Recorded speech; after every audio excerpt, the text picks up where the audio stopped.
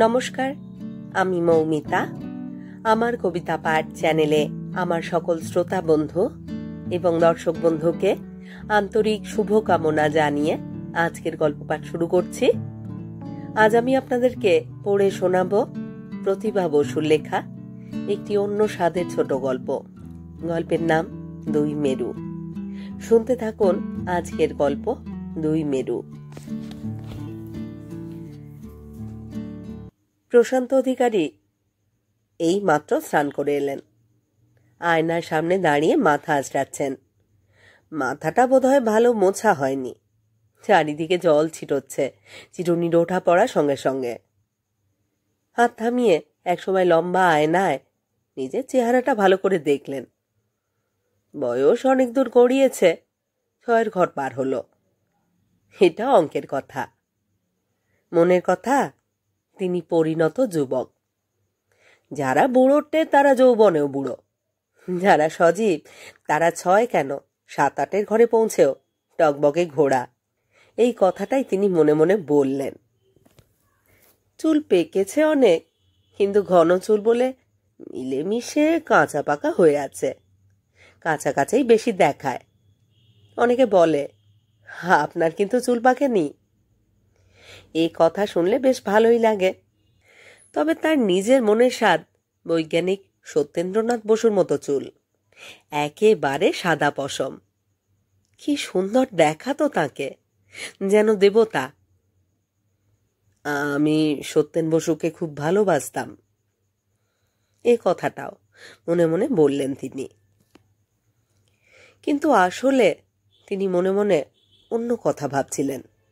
প্রবীর নামের কোনো একটি ছেলের কথা, যে ছেলেটি দেখতে বেশ, কথাবার্তায় চটপটে, মন মজাতে 1 নম্বর। কিছুটা লেখাপড়াও শিখেছে, আর শিখেছে বিবেকের গলায় দড়ি দিতে। একটি ভালো চাকরি সে পেয়েছে, কি করে কে জানে। সম্ভবত ওই রকমই, বিবেকের গলায় দড়ি দিয়ে। যখন কারণ মন মজাবে স্থির করে, তখন তার মতো মধুর যুবক আর কোথাও কেউ কখনো দেখেছে বলে ভাবতেই পারে না। মুখের হাসি সর্বদাই অমলিন, বিনম্র চোখ সর্বদাই নত, গালের পেশির কোমলতা তেল মাখানো, কপাল প্রশান্ত। এসেই সে যার মন মাতাতে চায় তার মতামতটা জেনে নেবে। সে কি ভালোবাসে না বাসে তার খোঁজ নেবে। তার চরিত্রের ধাতটা কেমন সম্মুখভাবে বুঝে নিয়ে মঞ্চে অবতীর্ণ হবে। তারপর শুরু করবে খেলা। কয়েকদিন সে এখানেও এসেছিল। প্রশান্ত অধিকারী কয়েকদিন প্রবীর ছাড়া চোখে অন্ধকার দেখেছেন। তারপর কবে যেন একদিন সে অদৃশ্য হল। প্রশান্তবাবু একটা বেশ বড় মাপের টাকা দিয়েছিলেন ওকে, ওর খুব পারিবারিক কোনো বিপদের কথা জেনে। হয়তো স্ত্রীর ভীষণ অসুখ, হাসপাতালে দিতে হবে, পয়সা নেই। বাবার স্ট্রোক, নাকি ওর স্ত্রীর বাচ্চা হবে তখন, কি জানি ঠিক মনে নেই, তবে দিয়েছিলেন। ও চায়নি শুধু এক নির্জন সন্ধ্যায় চোখে চোখে তাকিয়ে এই ভারতবর্ষের দারিদ্র্য নিয়ে, দেশের সমস্যা নিয়ে, রাজনৈতিক দলের অবিমৃষ্যকারিতা নিয়ে আলাপ করেছিল। যে ধরনের মতামত জানলে প্রশান্তবাবুর মাথা আপনি নড়ে ওঠে, সেই ধরনের মতামত সে এমন আবেগ এবং উত্তেজনার সঙ্গে প্রকাশ করেছিল যে ধরাধামে প্রবীরের মতো আর একটিও যুবক আছে কিনা সেই বিষয়ে প্রবল সন্দেহে আচ্ছন্ন হয়ে পড়েছিলেন তিনি। তার রচিত বই নিয়েও প্রবীর কথা বলেছিল। যারা তার লেখার এতটুকু সমালোচনা করেছে তাদের কচু কাটা করেছিল। প্রশান্তবাবু ওর ভক্তি দেখে, একনিষ্ঠতা দেখে মুগ্ধ হয়ে যাচ্ছিলেন। তারপর চলে যাবার সময় সংক্ষেপে বলেছিল, চলি, আজ মনটা খুব খারাপ, তাই অনেক আজেবাজে বকলাম। তখন প্রশান্তবাবু ব্যস্ত হয়ে বলেছিলেন, কেন মন খারাপ কেন, কি হয়েছে? খুব মিষ্টি করে হেসে বলেছিল, ও কিছু না, আপনার শোনার যোগ্য নয়। জানেন, আমি যখনই খুব বিচলিত হই সব সময়ই আপনার কাছে ছুটে আসি, মনটা অনেক শান্ত হয়ে যায়। আপনি স্রষ্টা, লেখক, সৃষ্টির কাজে নিমগ্ন থাকেন। বিশেষত আপনি যাকে আমি ঈশ্বরের মতো ভক্তি করি, পিতার মতো ভালোবাসি। এই বলে অনেকক্ষণ চুপ করে থেকে একটা নিঃশ্বাস নিয়ে হাতে হাত ঘষে হঠাৎ মুখে হাসি এনে দ্রুত পা চালিয়ে দিয়েছিল। মনে হচ্ছিল কথা বলতে বলতে ওর গলাটা যেন বন্ধ হয়ে এলো, চোখেও জল এলো। ব্যস্ত হয়ে প্রশান্ত নিজের চেয়ার ঠেলে উঠে পড়েছিলেন, বাধা দিয়ে বলেছিলেন, আরে আরে শোনো শোনো, কি হয়েছে বলো দেখি আমাকে। না না, কিছু না বলে থেমে গিয়ে মুখ নিচু করে তেমনই হাতে হাত ঘষছিল। প্রশান্তবাবু ছাড়েননি, জেরা করে ঠিকই জেনে নিয়েছিলেন ওর মনের কথাটা, আর তখনই তিরস্কার করে বলেছিলেন, এমন বিপদ ঘাড়ে নিয়ে বসে আছো চুপ করে, যাও যাও এখুনি গিয়ে বাবাকে নাকি স্ত্রীকে হাসপাতালে ভর্তি করে দাও। এই বলে খামে পুরে বেশ কিছু মোটা টাকা দিয়েছিলেন। আর সেই খাম হাতে নিয়ে অনেকক্ষণ সজল চোখে দাঁড়িয়ে থেকে একটিও কথা না বলে অতি দ্রুত একটি প্রণাম করে সে চলে গিয়েছিল। তারপরে আর অনেকদিন আসেনি। তিনি অস্থির হয়েছিলেন, টাকার জন্য নয়, বিপদ উত্তীর্ণ হলো কিনা সে কথা জানবার জন্য। অনেকদিন কেটে গেলে ভুলেও গিয়েছিলেন। এরই মধ্যে একদিন চৌরঙ্গিতে দেখা, দেখতে পেয়ে সেই ছুটে এসেছিল। প্রশান্তবাবু বরং দেখেও না দেখার ভান করে এড়িয়ে যাচ্ছিলেন। খুব লজ্জা হচ্ছিল তার। ভাবছিলেন ওই টাকাটার জন্য ওর হয়তো সংকোচ হবে দেখা হয়ে গেলে। বোধহয় মনে করবে তিনি নিশ্চয়ই তার উল্লেখ করবেন। কিন্তু হায়, যার জন্য তার লজ্জা সেই ছুটে এসে ঢিপ করে এক প্রণাম করলে। স্যার, আপনি আপনি এখানে ভালো আছেন? আশ্বস্ত হয়ে প্রশান্তবাবু তোতো করে বললেন, এই যে তুমি ভালো আছো? হ্যাঁ স্যার। এদিকে কেন এসেছিলেন? তিনি মৃদু হেসে বললেন, কত কাজে কত সময় কত জায়গায় যেতে হয়, তা কি ঠিক আছে? তোমার খবর কি বলো? আমি ভালো আছি স্যার। তোমার স্ত্রী ভালো আছেন? স্ত্রী লীনা? হাসল। লীনা এত স্বাস্থ্যবতী, রোগ ব্যাধি ওর চৌহদ্দির মধ্যে আসতে পারে না। ও, তবে বোধ হয় তোমার বাবার। হ্যাঁ হ্যাঁ স্যার, বাবা আবার সেই রোগ ব্যাধিরই একনিষ্ঠ সেবক। হাঁপানি আছে কিনা, তবে বহুদিনের মধ্যে খুব বেশি কিছু হয়নি, এই যা। ও স্যার, আপনি কি এখন বাড়ি ফিরছেন? হ্যাঁ। মাস্টামের যা অবস্থা, কখন থেকে একটা ট্যাক্সির চেষ্টা করছি। তা ট্যাক্সি আমি ধরে দিচ্ছি। না না, আপনি ছুটোছুটি করবেন না। কি কাণ্ড, শেষে একটা বিপদ বাঁধাবেন নাকি? আপ্রাণ হয়ে সে দৌড়োদৌড়ি করতে লাগলো এবং ধরেও দিল একটা। সযত্নে গাড়িতে উঠিয়ে আবার একটা প্রণাম করে তবে বিদায় নিল। প্রশান্তবাবু আবার ভাবলেন, এ যুগে এরকম একটা ছেলে হয় না। ভাবতে ভাবতেই হঠাৎ মনে হলো, অসুখ বিসুখের কথা কি তখন ও মিছে করে বলেছিল? অতগুলো টাকা নিল যে কারণে, তা কি সবটাই বানানো? লোকে কি অকারণে টাকা নেয় মানুষের কাছ থেকে? সে তো লজ্জা, সে তো ধার। ধার করতে নিশ্চয়ই কারণ মন চায় না। দৈব দুর্বিপাকে নিলে শোধ না করা পর্যন্ত মান থাকে না। কিন্তু ও তো একবারও উল্লেখ করল না সে কথা। ভুলে গেল। এ কথা কি কেউ ভোলে? এরপরে একদিন সে এলো। এলো মানে তার বাড়ির রাস্তা দিয়েই যাচ্ছিল। প্রশান্তবাবু লিখতে লিখতে জানালা দিয়ে তাকিয়েছিলেন। একতলা বাড়ি, ঘরটি পথের ধারেই।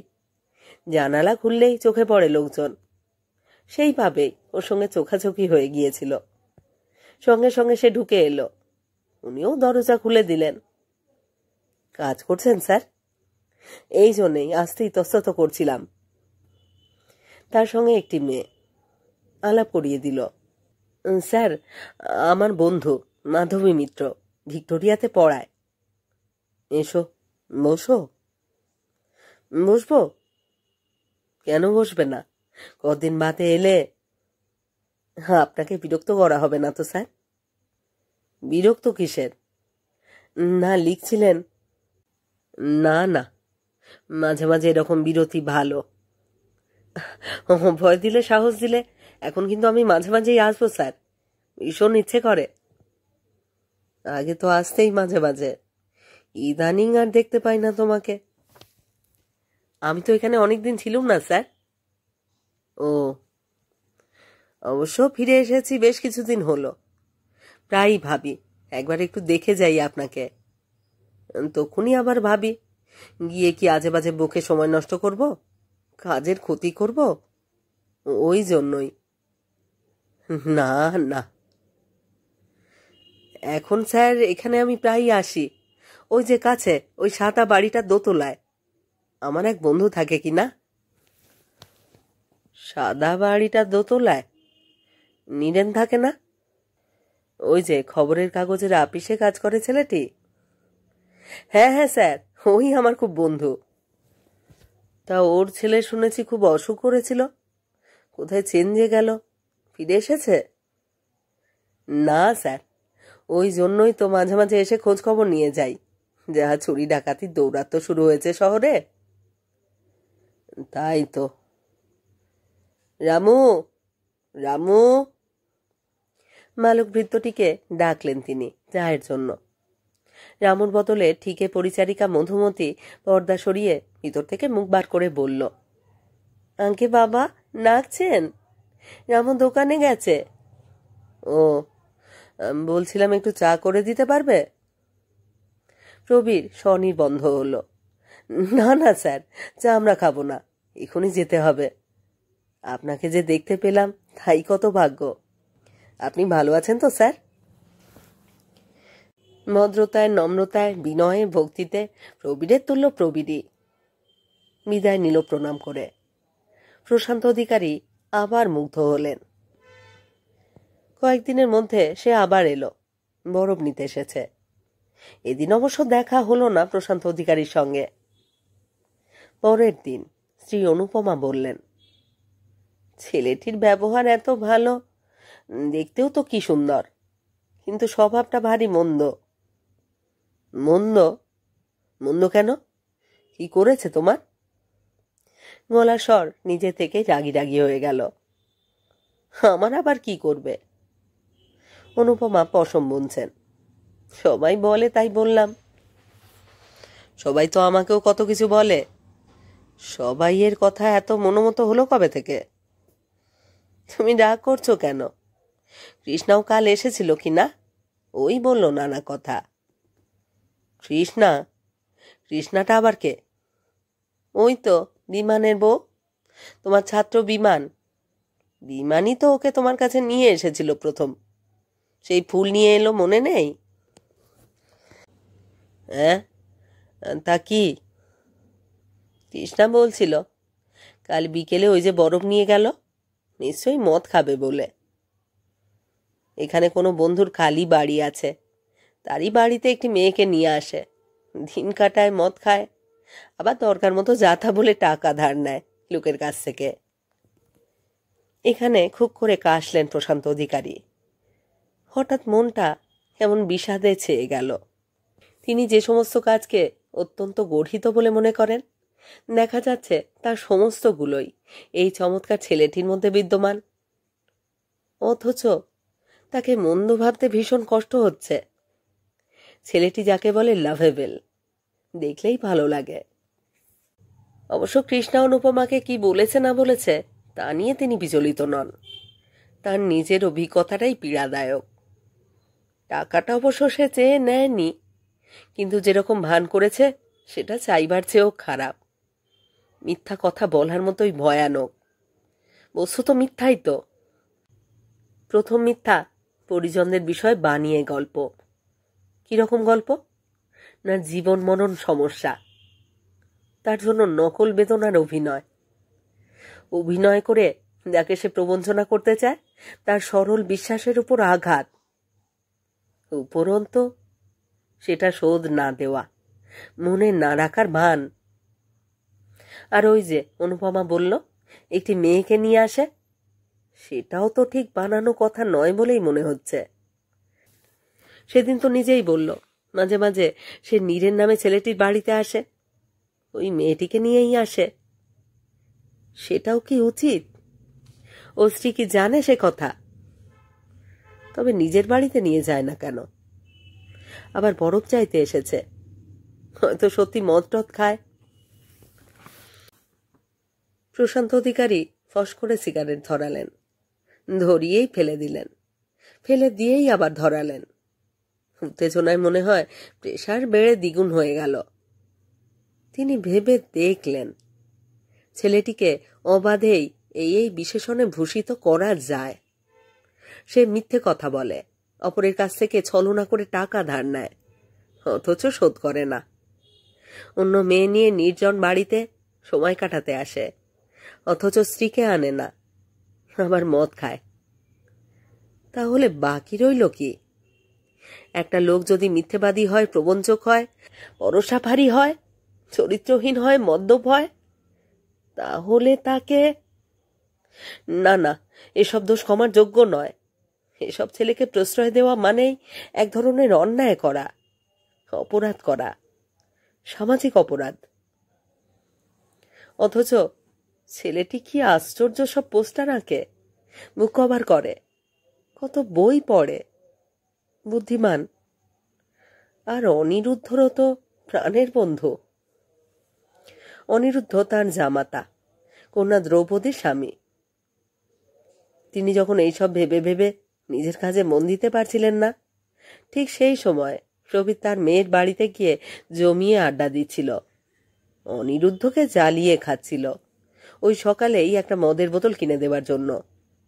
দ্রৌপদীকে বলছিল 50টা টাকা দিন, মাধবীর জন্মদিনে একটা সেন্ট কিনে দেব। দ্রৌপদী বলছিল, দাঁড়ান, আমি কিন্তু আজই লীনাকে সব বলে দেব, সব কথা। হাসতে হাসতে মাথা নাড়ল প্রবীর। খবরদার, ও ঠিক করবেন না, লীনাকে আমি জমের মতো ভয় পাই। নিজের স্ত্রীকে লুকিয়ে তবে ওসব করেন কেন? কি আশ্চর্য, তোমার স্ত্রী কি বোকা অনিরুদ্ধ? প্রেম নাকি কখনো নিজের স্ত্রীকে জানিয়ে করা যায় বলো তো? দ্রৌপদী বলল, প্রেম করবেন কেন? আপনি তো একজন বিবাহিত পুরুষ। আরে বাবা, সেটাই তো মুশকিল। দেখুন, প্রতিবেশীর মতো কথা বলবেন না। দেখতে সুন্দরী, বয়স কম, আর বুদ্ধিশুদ্ধিও তো কিছু আছে মগজে। এটা জানেন না? স্ত্রী এক জিনিস আর প্রেমিকা অন্য জিনিস। লীনার সঙ্গে যখন প্রেম করি তখন কি আমি অন্য মেয়েদের সঙ্গে প্রেম করতাম? লীনা সাত তাড়াতাড়ি বিয়ে করে বসলো কেন? আর শুধু কি তাই, দুটো বাচ্চার মাও হয়ে গেল। তার সঙ্গে কি প্রেম করব? আলু পটল, দুধের বোতল, হরলিক্স, ফ্যারেক্স, দূর দূর। লীনাকে স্ত্রী ছাড়া আর কিছু ভাবা যায় না, এমন ভোতা হয়ে গেছে। তাহলে লীনাও তো একই কথা বলতে পারে, অন্য পুরুষের সঙ্গে প্রেম করতে পারে। আহ, তাহলে বাঁচি। তা কি করবে নাকি? করলে আমাকে জ্বালাবে কে? করলে আপনি সহ্য করতে পারবেন? আলবাত। দুবার তো দুটো বন্ধুকে নিয়ে এসে কত সুযোগ দিলাম, যাহা বাহান্ন তাহাই 53। খালি খাওয়াবে, দাওয়াবে, যত্ন করবে, সংসার গুছবে। বুঝলেন দ্রৌপদী? তবে ওইসবের জন্য লীনাকে আমি খুব অ্যাডমায়ার করি। দুটো বাচ্চা সামলে, সংসারের প্রতিটি খুঁটিনাটি মনোযোগ দিয়ে করে, স্কুল করে, যেভাবেও চলে তার কিন্তু তুলনা নেই। কিন্তু তাতে আমার মন ভরে না। তার মানে লীনাকে আপনি ভালোবাসেন না? আরে সর্বনাশ, বলেন কি? লীনাকে আমি যত ভালোবাসি, লীনা আমাকে তত ভালোবাসে কিনা সন্দেহ। মানে ভালোবাসলে কেউ নিজের স্ত্রী ছাড়া অন্য মেয়ের সঙ্গে ওরকম করে না, ওটা বিশ্বাসঘাতকতা। আচ্ছা অনিরুদ্ধ, তুমি বলো তো, দ্রৌপদী যা বলছে তা একদম বাজে কিনা? নিজের স্ত্রীর চোখে চোখে তাকালে কখনো কারোর বুক কাঁপে? অনিরুদ্ধ প্রচন্ড জোরে হেসে উঠে বলল, আর কার কার কাপে জানি না, তোমার যে কাপে তা জানি। প্রবীরও প্রচন্ড জোরে হেসে উঠে বলল, আহ, সেদিন তুমি আমার 12টা বাজিয়ে দিয়েছিলে প্রায়। এত বোকা! কত ইশারা ইঙ্গিত করছি, কিছু বোঝে না। দ্রৌপদী বলল, ব্যাপারটা কি? আর ব্যাপার, আপনার উজবুক স্বামীটি গিয়ে সেদিন বলা নেই কওয়া নেই লীনার সামনেই বলছে, আজ তো তোমার সিনেমার টিকিট কাটা আছে, তাই না? আমি যত বলি না তো না তো, ততই বলে, বারে পরশু বললে না মাধবীকে নিয়ে। ছি ছি ছি ছি, একেবারে কেলোর কীর্তি। লীনার মুখ শক্ত হয়ে উঠেছে, চোখ আগুন ছিটকচ্ছে। আমি তো ভয়ে নীল হয়ে শেষে আহাম্মকটিকে টেনে বাইরে এনে আচ্ছা 2 ধমক। হেসে দ্রৌপদী বলল, ইস, আপনি আমার বাবার এত প্রিয় পাত্র, আপনার গুণের একটি বিন্দুও যদি তিনি জানতে পারেন, আর মুখ দেখবেন না।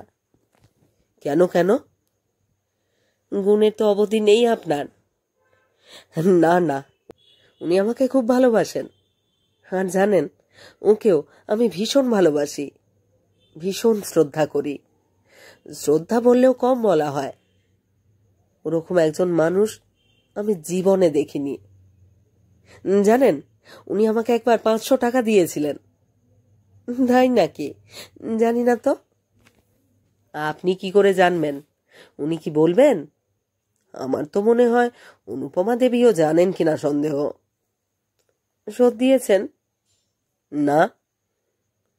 ওমা, মামার সঙ্গেও কি আপনি সেই মতবাদী চালাচ্ছেন? নেব দেব না?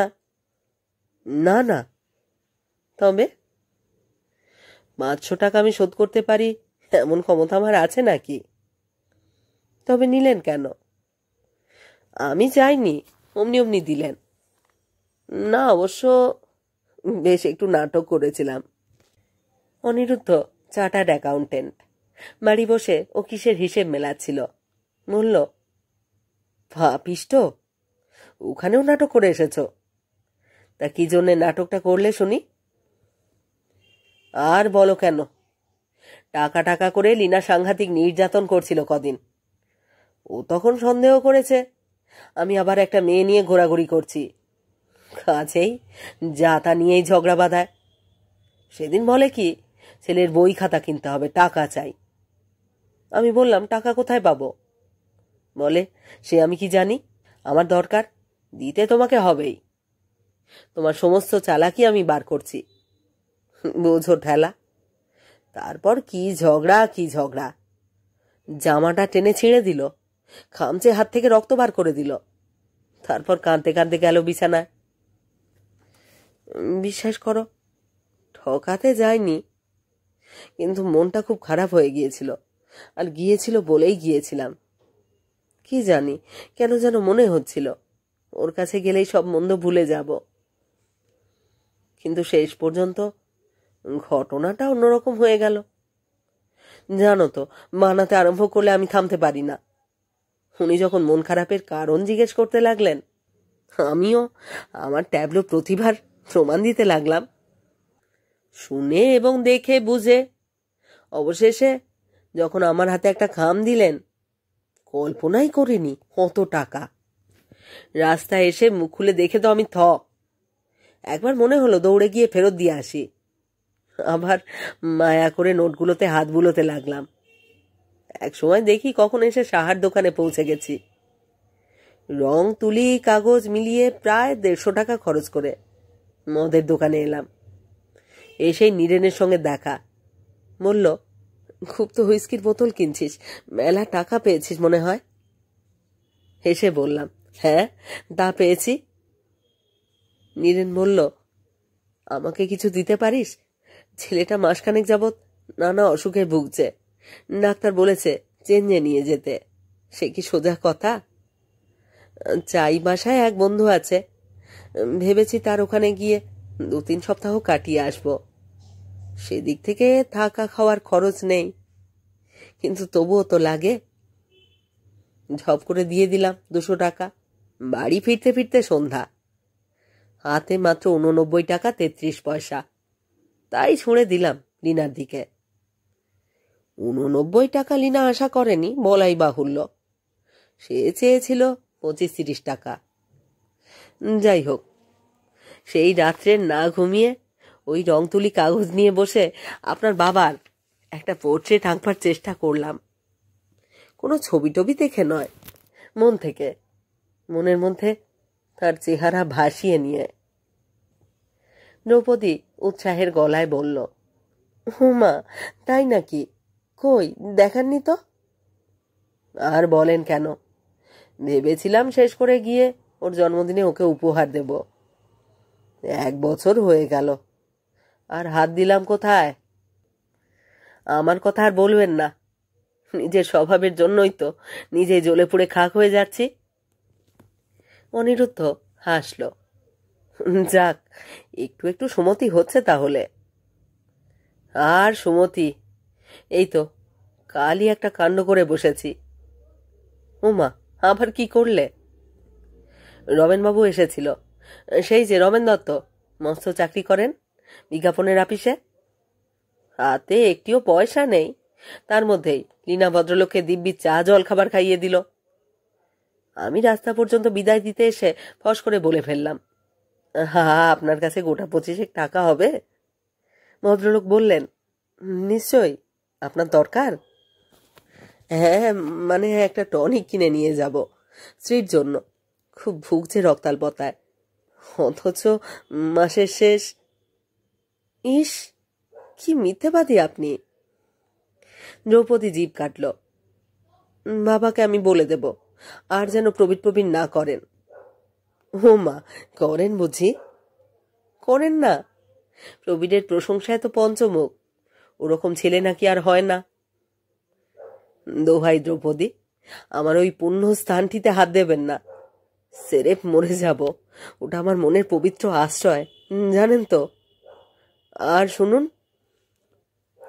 ফোন বাজল। অনিরুদ্ধ ধরল। হ্যালো, হ্যাঁ হ্যাঁ, দিচ্ছি। ইশারা করলো প্রবীরকে। প্রবীর, এসো এসো, তোমার লীনা। লীনা?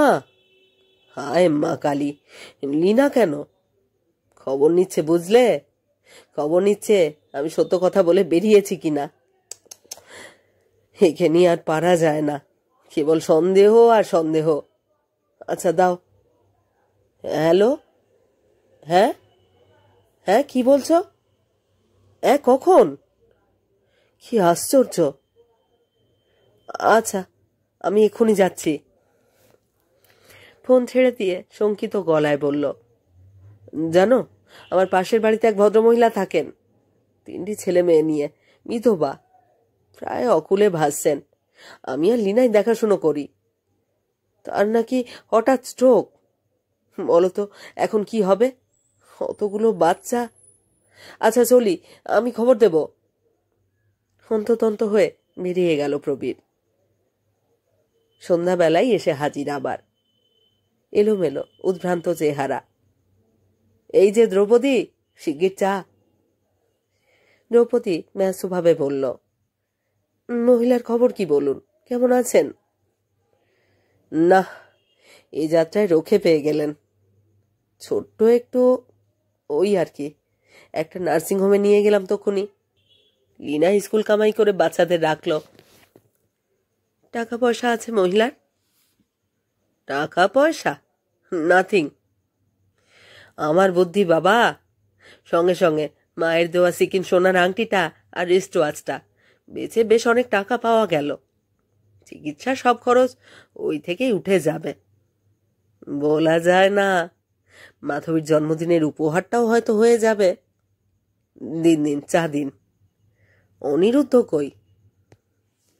বসলো আরাম করে প্রবীর। দ্রৌপদী গ্যাস জ্বালিয়ে চায়ের জল বসিয়ে ফ্রিজ থেকে কিছু খাবার সংগ্রহ করতে করতে ভাবল, কাকে ভালো বলে, কাকে মন্দ বলে, এই কথাগুলোর আসল সংজ্ঞাটা কি? প্রবীরকে সে কোন পর্যায়ে ফেলবে?